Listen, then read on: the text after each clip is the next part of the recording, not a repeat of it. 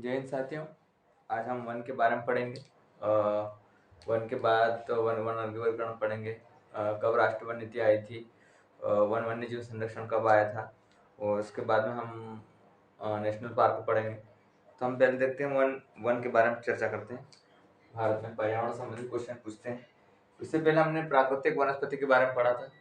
प्राकृतिक वनस्पति कहाँ कहाँ क्या कौन से हैं, मैग्रीव वन कौन से हैं, ठीक है। तो हम पढ़ रहे हैं अभी कौन से वनों के बारे में, वनों के बारे में पढ़ेंगे। तो हमारे यहाँ वनों संबंधित कुछ क्वेश्चन रहते हैं। तो वन जो है हमारे भारत में संवर्धित सूची में शामिल किया गया है। हाँ, किसमें शामिल किया गया? संवर्धित सूची में। पहले भारत में सबसे पहले ये संवर्धित सूची में न था, राज्य सूची में था। क्योंकि सूचियाँ दो प्रकार की होती है, संघ सूची, संवर्धित सूची और राज्य सूची। संघ सूची जिसमें केंद्र सरकार कानून बनाता है, और राज्य सूची जिसमें राज्य सरकारें कानून बनाती है वनों के बारे में। और संवर्धित सूची है जिसमें राज्य सरकारें और केंद्र सरकार दोनों मिलकर नियम बनाते हैं। तो क्या है वन? वन पे जो पहली बार जो कभी क्वेश्चन पूछता है, वन कैसे कौन सी सूची में है? संवर्धित सूची में। अनुसूची में, संवर्धित अनुसूची में, ठीक है, संवर्धित अनुसूची में है। कब शामिल किया गया? तो 42वां संविधान संशोधन हुआ था, ठीक है। 42वां संविधान संशोधन हुआ था, ठीक है। 42वां संविधान कब हुआ था? 1976 में उनको शामिल किया गया था, 1976 में। कब? वनों को किसमें? संवर्धित सूची में। कभी पूछता है क्वेश्चन वन कौन सी सूची का विषय है? तो संवर्धित सूची का विषय है, ठीक है। और कब उसको शामिल किया गया? तो 42वां संविधान संशोधन 1976 में, 1976 में, तब वनों को संवर्धित सूची में। इससे पहले वो राज्य सूची में थे। इससे पहले कब? हाँ, इससे पहले क्या थे? वो राज्य सूची का विषय थे, जिसमें क्या थे? राज्य सरकारें अपना नियम कानून बनाती थी। अब इसमें संवर्धित सूची में, इसमें केंद्र सरकार क्या है? केंद्र सरकार और राज्य सरकार दोनों मिलकर कार्य करती है। जहाँ राज्य सरकार भी कानून बना सकती है और केंद्र सरकार भी, दोनों। जैसे वन में कुछ नेशनल पार्क है, तो कुछ कौन सा नेशनल पार्क क्या है, उसमें कौन लागू करना है नियम, तो वहाँ पे केंद्र सरकार भी हस्तक्षेप करेगा और राज्य सरकार भी। और राज्य सरकार नहीं माने तो केंद्र सरकार के हिसाब से चलेगा। तो ये संवर्धित सूची है। जैसे नापतोल हो गया है ना, नापतोल संबंधित, पर्यावरण संबंधित हो गया है, वनों संबंधित हो गया है, इसमें सब संवर्धित सूची में आते हैं। अब वनों का हम वर्गीकरण देखेंगे क्या है। फिर हम राष्ट्रीय वन नीति कब आई थी? ब्रिटिश काल में कब आई थी? 1894 में आई थी। हमारे राष्ट्रीय वन नीति कब आएगी? स्वतंत्रता के बाद में, तो 1992 में, सॉरी 1992 में बनाई गई थी राष्ट्रीय वन नीति। उसके बाद में भारत में वन्यजीव संरक्षण अधिनियम आया था, एक एक्ट आया था अधिनियम 1972 में, ठीक है। तो अब हम वनों को वर्गीकरण देख लेते थोड़ा कि कौन कौन से वन होते हैं। कभी पूछ लेता है कि खुले वन कौन से हैं, संरक्षित वन कौन से हैं, अवर्गीकृत वन कौन से हैं। जैसे हम यहाँ वनों का वर्गीकरण देखते हैं। किसका? वनों का वर्गीकरण। कुछ वन होते हैं, कभी क्वेश्चन पूछ लेता है कि अत्यंत सघन वन क्या है ना? क्या है? सघन वन, अत्यंत सघन वन। तो अत्यंत सघन वन एक प्रकार है। सघन वन एक सामान्य सघन वन, एक खुले वन, गैर वन, संरक्षित वन, आरक्षित वन, अवर्गीकृत वन। संरक्षित वन कौन से होते हैं, असंरक्षित वन कौन से होते हैं, वर्गीय वन कौन से हैं? ऐसे क्वेश्चन कभी फैक्टर पूछता है। तो जैसे पूछता है कि एक पहला हम बता रहे हैं कौन सा है, तो सघन वन, अत्यंत सघन वन, नाम से ही पता चल जाएगा, अत्यंत सघन वन, ठीक है। अत्यंत सघन वन, ठीक है, सघन वन। तो अत्यंत सघन मतलब सघन मतलब सघनता मतलब वृक्षों, जैसे ये क्षेत्रफल हो गया है, ये क्या क्षेत्रफल हो गया, उस क्षेत्रफल में वनों की संख्या को दर्शाएगा। क्या दर्शाएगा? ये क्षेत्रफल है, वहां क्षेत्रफल में वनों की संख्या को दर्शाएगा। तो अत्यंत सघन वन जिस भूमि पर या जिस क्षेत्र में, है ना, कहाँ भी जिस क्षेत्र में या जिस भूमि पर 70% से अधिक वन पाए जाते हैं, जैसे ये क्षेत्र हो गया है, उस क्षेत्र में कभी 70% से अधिक वन पाए जाते हैं तो उसको बोलते हैं अत्यंत संघन वन। क्या बोलते हैं? अत्यंत अत्यंत संघन वन कहा जाता है। जिस जिस भूमि या जिस क्षेत्र में, है ना, 70% वनों की सघनता पाई जाती है, वनों की सघनता पाई जाती है, सघनता पाई जाती है या सघनता होती है। ठीक है, समझ गए कैसे? जैसे ये क्षेत्र हो गया हमारा एरिया, इस क्षेत्र में 70% से अधिक कभी वन पाए गए, वनों की संख्या हो गई है, ठीक है, 70% अधिक वनों की संख्या है, तो उस संघनता को क्या कहते हैं? अत्यंत संघनन वन कहा जाता है।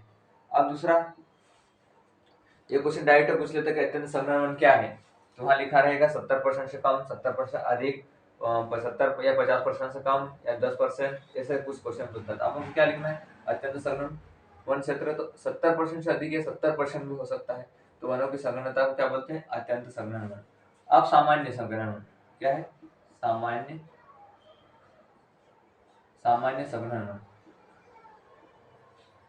संघनन वन, इसमें क्या होता है कि इसमें ऐसा होता है कि 70%, इसमें कहता है जिस क्षेत्र में, जैसे क्षेत्र हो गया है तो वहाँ 70% ने करके 40 से 70% के बीच वनों की संख्या। इसमें क्या है, जिस क्षेत्र में, है ना, कोई सा क्षेत्र या भूमि में जिस क्षेत्र में 40 से 70% के बीच, 70% के बीच वनों की संख्या, ठीक है, वनों की संघनता या संघनता, वनों की संघनता को ही सामान्य संघनन वन कहा जाता है। क्या है कि यहाँ पे जो वन रहेंगे, कितने रहेंगे? 40 से 70% के बीच वनों की संघनता को ही सामान्य संघनन वन कहा जाता है। ठीक है, क्वेश्चन क्या रहेगा, ये कभी क्वेश्चन पूछ लेता है सामान्य संघनन वन क्या है, तो उसमें ऑप्शन में 50% में रहेगा, 40% में रहेगा, 70% में रहेगा, और 40 से 70% के बीच। तो अत्यंत संघनन वन में हमको 70% के बीच जो वनों की संख्या दर्शाएगा, है ना, तो उसको बोलते हैं अत्यंत संघनन वन। सामान्य संघनन वन उसको बोलते हैं जिसमें 40 से 70 के बीच या 40 से 70% तक जहाँ पे वन पाए जाते हैं, जिस क्षेत्र में या जिस भूमि पे, उसको बोलते हैं सामान्य संघनन वन बोलते हैं। ठीक है, अब और कौन से वन आते हैं? तो तीसरा हमारा वन है, कौन से? खुले वन। खुले, ठीक, तो खुले वन वो वन होते हैं, ठीक है, खुले वन वो होते हैं जिसमें 10% तक की वनों की संख्या होती है। कितनी होती है? 10%, ठीक है, या फिर 10 से 40%।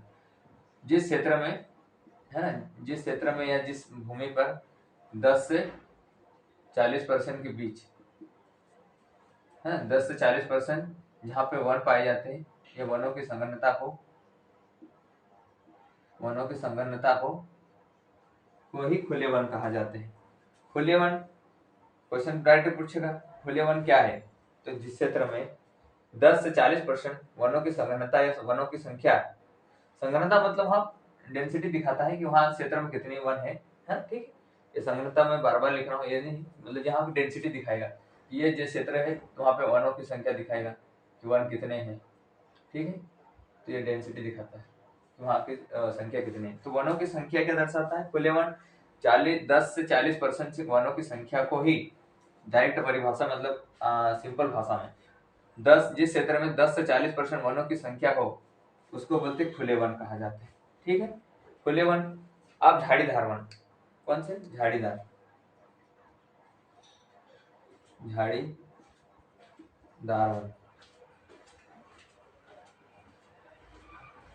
अब झाड़ीदार वन क्या होते हैं? झाड़ीदार जो क्षेत्र में जो 10 जिस क्षेत्र में 10% से कम हो, ठीक, क्या है, जिस क्षेत्र में 10% से, ये परसेंट ही पूछते हैं कि 10%, 40%, 40 से 70%, 70% वनों को क्या कहा जाता है, तो डायरेक्ट याद रखना, कभी भी क्वेश्चन पूछ सकता है, क्योंकि पर्यावरण संबंधित कोई ना कोई क्वेश्चन पूछता है, चाहे तो वन संबंधित हमारा नेशनल पार्क पूछ लेता है, या अभ्यारण्य पूछ लेता है, या फिर वन्यजीव अधिनियम पूछ सकता है, या फिर प्रोजेक्ट टाइगर पूछ लेता है, कौन सा टाइगर है, जैसे टाइगर प्रोजेक्ट, हाथी प्रोजेक्ट, गिद्ध प्रोजेक्ट, ऐसे बहुत सारे प्रोजेक्ट अलग अलग समय में जारी किए गए थे।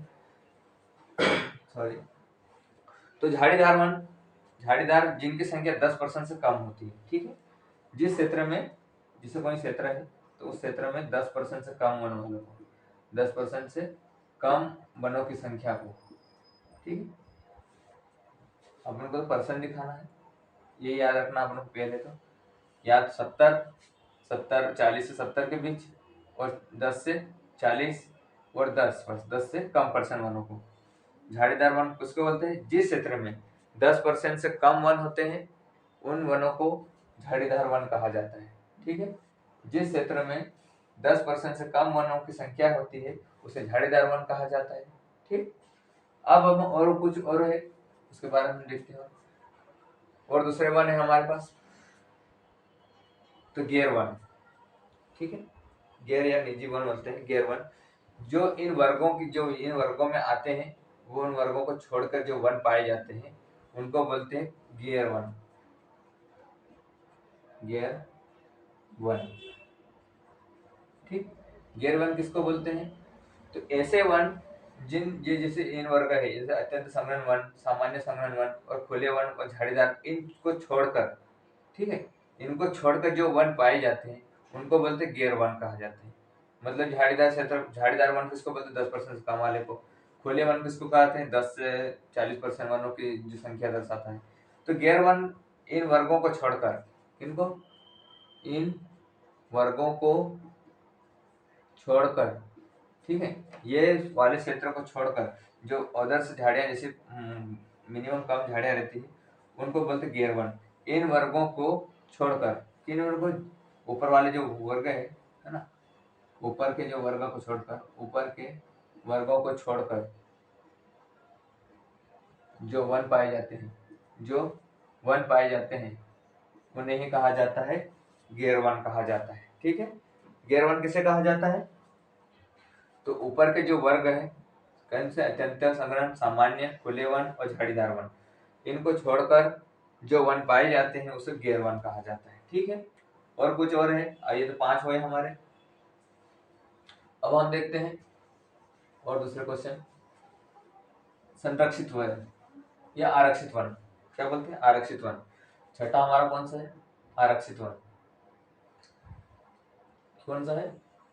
आरक्षित वन, आरक्षित वन। अब आरक्षित वन कौन से होते हैं?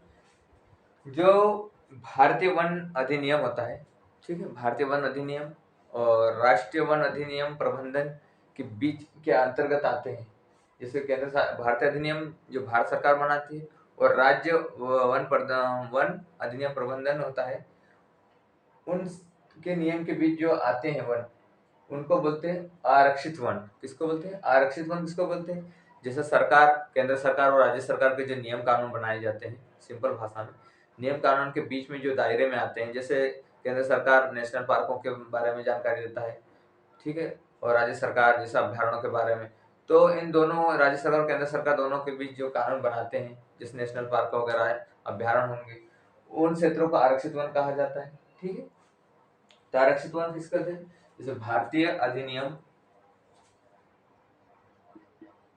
भारतीय वन अधिनियम, ठीक है, वन, मैं अधिनियम इतना लिख रहा हूं, अधिनियम, और राज्य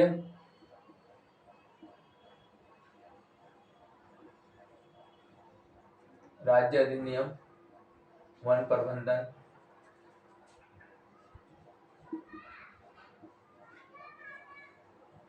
वन प्रबंधन के बीच जो कार्य करते हैं, है ना, राज्य अधिनियम के प्रबंधन के अंतर्गत आते हैं, ठीक, या फिर इनके बीच आते हैं, प्रबंधन के अंतर्गत आते हैं।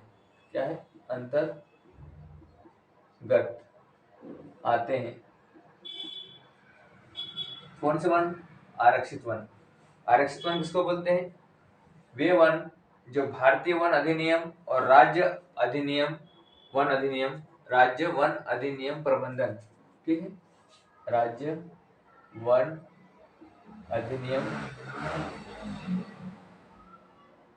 प्रबंधन के अंतर्गत जो वन आते हैं उन्हीं को बोलते हैं आरक्षित वन। याद रखना, आरक्षित, कभी क्वेश्चन पूछता है आरक्षित वन किसको बोलते हैं, तो राज्य सरकार और केंद्र सरकार के बीच जो नियम कानून रहते हैं उनके दायरे में जो वन को रखा जाता है उन्हीं को आरक्षित वन कहा जाता है। ठीक है, ये हमारा छठा हो गया। अब सातवां क्वेश्चन, सातवां है हमारे, ऐसे 7-8 ऐसे वनों के वर्गीकरण में बांटा गया है। ठीक है, तो संरक्षित वन, हम किसकी बात करें, हम संरक्षित वन, वे वन जहां पर हम कुछ क्रियाकलापों को कर सकते हैं, कौन से हैं, संरक्षित वन।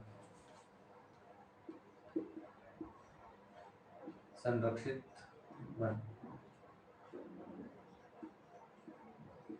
ठीक, सातवां हमारा संरक्षित वन वे होते हैं जहां पे हम कुछ क्रियाकलापें कर सकते हैं, जैसे उन चीजों वहां पे घूम सकते हैं, फिर सकते हैं, तो उनको संरक्षित वन कहा जाता है। क्या कहा जाता है, संरक्षित वन। वे वन होते हैं, ठीक है, वे वन होते हैं जो सभी प्रकार के क्रियाकलापों को हम करते हैं, जैसे वहां पे घूम सकते हैं, घूमने का हमको रहेगा, जो भी रहेगा वहां पे क्रियाकलाप कर सकते हैं। वे वन जो सभी प्रकार के क्रियाकलाप कर सकते हैं, वे वन जहां सभी प्रकार के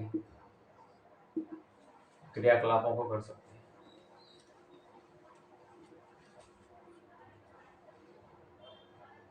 क्रियाकलाप कर सकते हैं,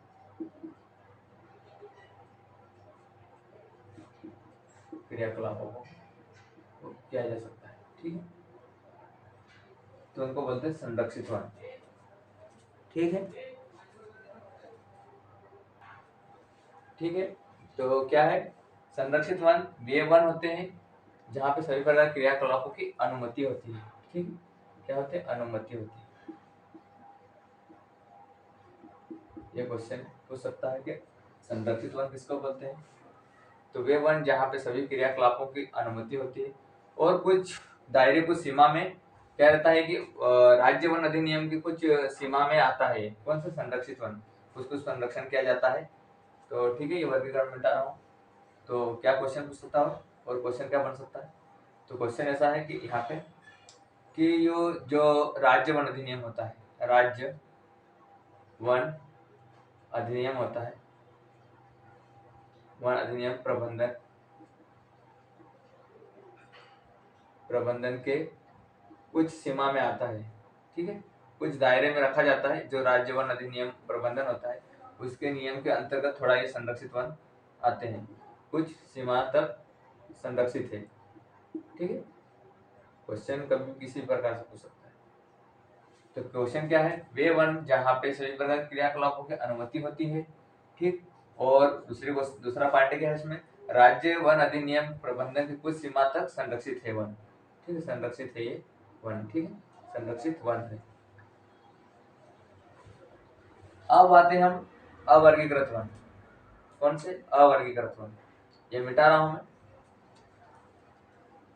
अवर्गीकृत वन। अब 8वां हमारा लास्ट बचा है, अवर्गीकृत वन। कौन सा है, अवर्गीकृत वन। ये वन रहते हैं आरक्षित वन व संरक्षित वन को छोड़कर। ठीक है, कौन से, आरक्षित वन, आरक्षित वन और संरक्षित वन, संरक्षित वन क्षेत्रों को छोड़कर, वन क्षेत्रों को, ठीक है, वन क्षेत्रों को छोड़कर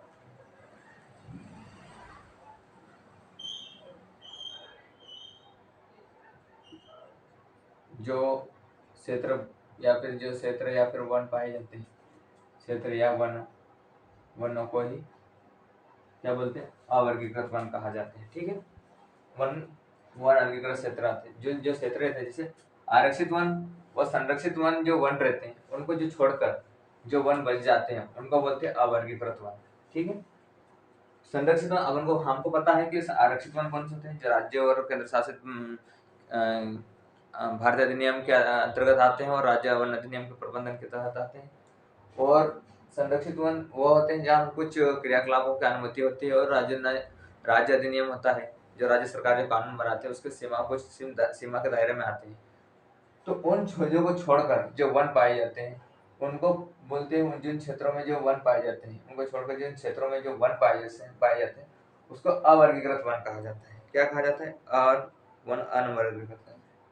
क्या बोला जाता है? वन वर्गीकृत। ठीक है, वन वर्गीकृत वन, अवर्गीकृत वन कहा जाता है। संरक्षित वन व संरक्षित वन और आरक्षित वन क्षेत्रों को छोड़कर जो क्षेत्र में जिस क्षेत्र में वनों की संख्या पाई जाती है वहां पे, अब जैसे ये एक एरिया हो गया क्राइटेरिया, ये क्राइटेरिया संरक्षित वन भी हो गया है और आरक्षित वन भी है। अब यहाँ पे जो वन है उनको तो गुना गया है, जिस क्षेत्र में यहाँ पे बचा वन है, दो क्षेत्र है यहाँ पे, तो कुछ क्षेत्र में यहाँ पे भी वन पाए जाते हैं, ये कुछ ऐसे वन है जो इनके दायरे में नहीं आते, संरक्षित वन और असंरक्षित वन में नहीं आते। इन क्षेत्रों को बोलते हैं अवर्गीकृत वन बोलते हैं। ठीक है, कुछ जहाँ पे सरकारों का नियम कानून चलता है उसको बोलते हैं संरक्षित और असंरक्षित वन। ठीक है, और जहाँ पे कुछ जैसे हम गांव के वन, खेत खलिहान के वन बोलते हैं, वो वर्गीकृत वन है। अवर्गीकृत के वन पे जहाँ हम कुछ भी काट सकते हैं वगैरह उनका लगा सकते हैं। ठीक है, और यहाँ पे कुछ राज्य सरकार या केंद्र सरकार डिसाइड करती है संरक्षित वन पे वन लगाने के लिए या फिर वन को काटने अनुमति देने या न देना, राज्य सरकार और केंद्र सरकार पे निर्भर करेगा। ठीक, अब हम देखते हैं फॉरेस्ट वन। अब उसके ये तो हमारे वर्गीकरण का वनों का वर्गीकरण देखा हमने। अब कुछ बातें और चर्चा करेंगे जिसे ब्रिटिश काल में कब अधिनियम आया था। ठीक, तो कुछ समझ में आया होगा। ध्यान रखना, एक क्वेश्चन पूछता है सिंपल में। अब वनों में एक क्वेश्चन आता है कि सबसे ज्यादा वन भारत में कौन से पाए जाते हैं? तो भारत में वन सबसे ज्यादा मानसूनी वन, पतझड़ वन पाए जाते हैं। मानसूनी पतझड़ वन पाए जाते हैं, मैंने बताया था। ऐसे एरिया में पाए जाते हैं ये मानसूनी वन। कौन से? मानसूनी वन या पर्णपाती वन बोलते हैं। किसका बोलते हैं? पर्णपाती वन। तो भारत में सबसे ज्यादा वन कौन से हैं?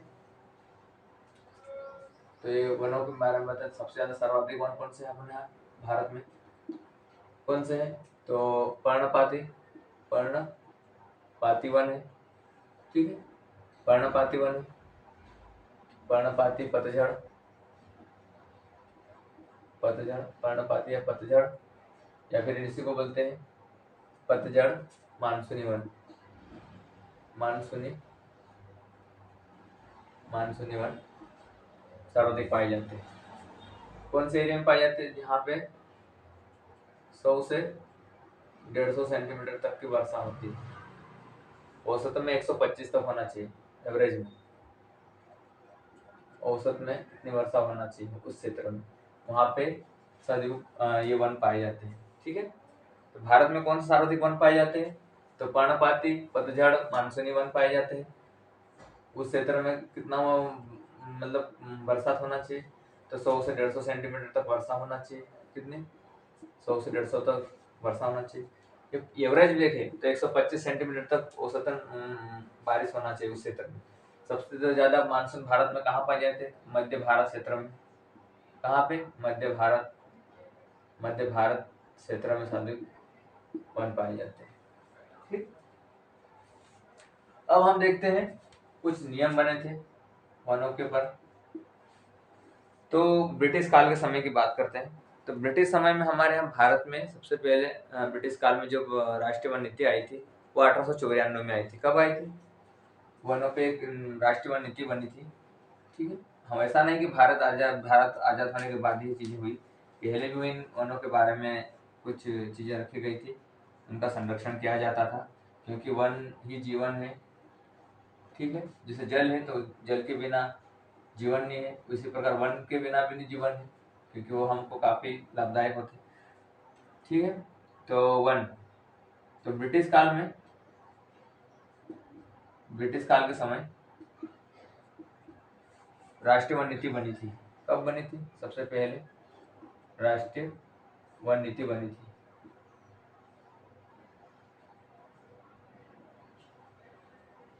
वन नीति बनी थी। कब बनी थी?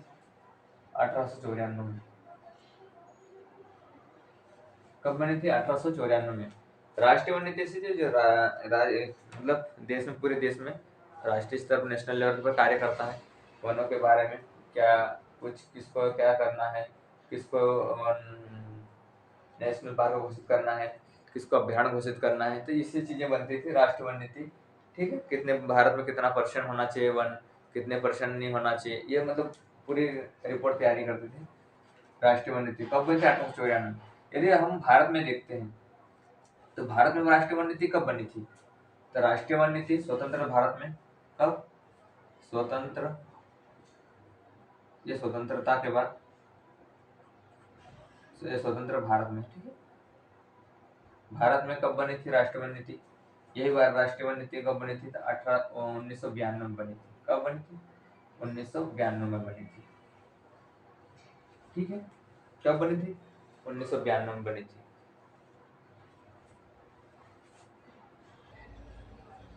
तो ब्रिटिश काल में कब बनी थी राष्ट्रीय वन नीति? 1984 में, और सॉरी ये 1952 में बनी थी। ठीक है, फिर भारत में अब उसके बाद 1952 के बाद में कब बनी थी?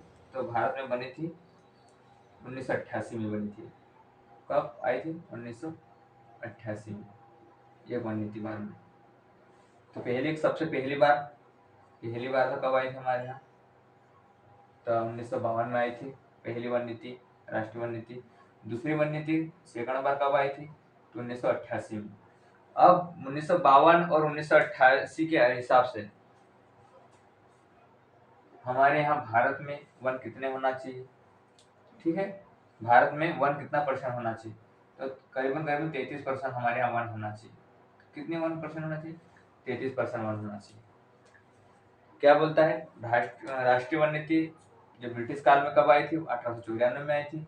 और पहली बार भारत में, स्वतंत्र भारत में पहली बार वन नीति कब लागू की गई थी? 1952 में। ठीक है, 1992 लिखा गया, सॉरी, तो 1992 में। और फिर बाद में सेकंड बार वन नीति कब आई थी? 1988 में। इन दोनों के हिसाब से, इन दोनों रिपोर्ट के हिसाब से, वन नीति के हिसाब से भारत में कितने % वन होना चाहिए? तो करीबन तकरीबन 33% या फिर 33.33% होना चाहिए, 3% होना चाहिए, फिर यहाँ पे 33% वन होना जरूरी है। ठीक है, क्या होना चाहिए? 33% वन होना चाहिए। एक हमारे यहाँ तो हम देख रहे थे वो भारतीय वन संरक्षण संस्थान है, जिसकी स्थापना 1971 में हुई थी। कब हुई थी? 1971 में हुई थी। अब ये भारतीय वन संरक्षण संस्थान का काम क्या होता है? तो ये हर 2 वर्ष में, ठीक है, हर 2 वर्ष में क्या करता है? हर 2 वर्ष में अपनी रिपोर्ट तैयार करता है, रिपोर्ट देता है कि कहाँ पे कितना वन बढ़ोतरी हुई है, क्या कितनी कमी हुई है। ठीक है, तो कब स्थापना हुई थी? देहरादून उत्तराखंड में है इसके, जो है इसका हेडक्वार्टर देहरादून में है। और कहाँ पे है? तो ये देहरादून, ठीक, तो उत्तराखंड में है। 2 वर्ष में रिपोर्ट देती है। तो अभी पहली बार रिपोर्ट कब दी थी? यदि वन संरक्षण संस्थान की बात करें, कौन से, यहाँ पे ऊपर लिख रहा हूँ, भारतीय वन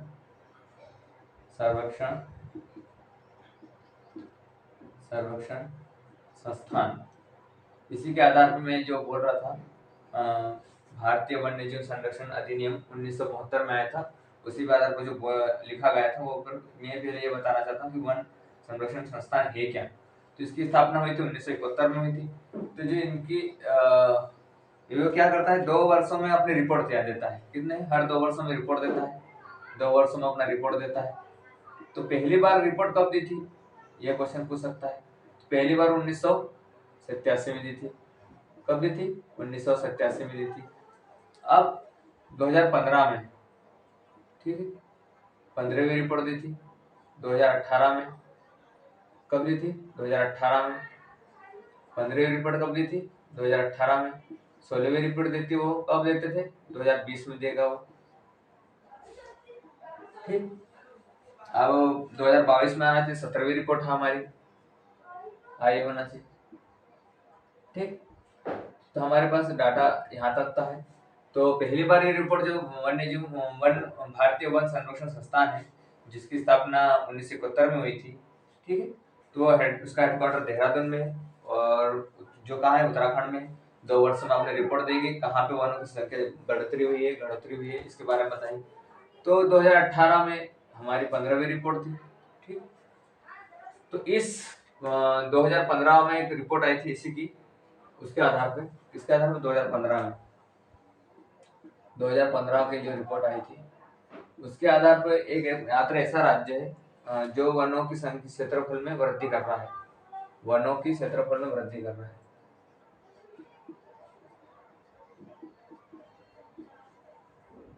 वनों के क्षेत्रफल में वृद्धि कर रहा है, ऐसा कौन सा राज्य है एकमात्र? आंध्र प्रदेश। क्वेश्चन क्या पूछ सकता है? आंध्र प्रदेश। आंध्र प्रदेश ऐसा राज्य है जो वनों की मतलब हर प्रतिवर्ष या 2 वर्ष में रिपोर्ट आई 2015 के हिसाब से बोल रहे हैं, तो वनों के क्षेत्र में जो संख्या इसकी बढ़ोतरी की जा रही है, मतलब वनों की संख्या यहाँ पे बढ़ा रहा है राज्य, एकमात्र राज्य है जो वनों की संख्या बढ़ा रहा है। कौन सा? आंध्र प्रदेश। अब इसी के आधार पर क्वेश्चन एक पूछता है कि यहाँ पे वो 1988 की वन नीति थी, ये तो 1988 की वन नीति के आधार पे यदि हम देखते हैं, इसी के आधार पे हमारे यहाँ वन कितने हैं, मतलब भारत में 1% कितने हैं, तो इसके हिसाब से हमारे यहाँ कितने परसेंट वन है, ये देखते हैं 1988 के हिसाब से। तो हमारे यहाँ 1988 के हिसाब से रिपोर्ट ये राष्ट्रीय वन नीति कहती है, तो हमारे यहाँ कितना परसेंट है? सिर्फ 33% वन है। कितना परसेंट वन है? 33% वन है। अब 1988 की जो रिपोर्ट है, ठीक है, हम इसके बारे में थोड़ा चर्चा कर लेते हैं। 1988 राष्ट्रीय वन नीति, राष्ट्रीय वन नीति, क्वेश्चन छूटना नहीं चाहिए, वन नीति 1988।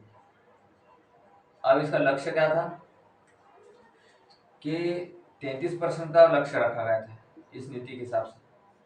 क्या रखा? लक्ष्य रखा गया था, लक्ष्य रखा गया था। कब तक रखा गया था? तो ये लक्ष्य रखा गया था 2012 तक। कब तक रखा गया था? 2012 तक। राष्ट्रीय वन नीति 1988 में नीति की आई थी, तो भारत में कहा गया था कि ये 33% वन करना है हमारे भारत में, 33% वन होना चाहिए। हमारे यहाँ फिर वर्तमान में हमारा 23% वन है। कितने हैं? 23% वन है। तो हमको 33% का लक्ष्य रखा था इस नीति के हिसाब से। कब तक का रखा गया? तो 2012 तक कहा गया था, हुआ नहीं है, पर 2012 तक लक्ष्य रखा गया था कि हमको 33% वन करना है। ठीक है, अब देखते हैं कि कहाँ पे कितने वन है और सबसे ज्यादा वन कहाँ कहाँ है। ठीक, ये ब्रिटिश काल वाले मैं हटा रहा हूँ।